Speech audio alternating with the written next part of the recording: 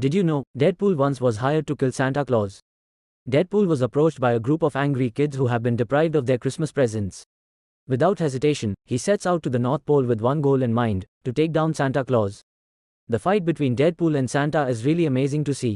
The skinny, drunk, and rather intimidating Santa puts up a fight, but ultimately, Deadpool emerges victorious, although not without breaking his leg in the process.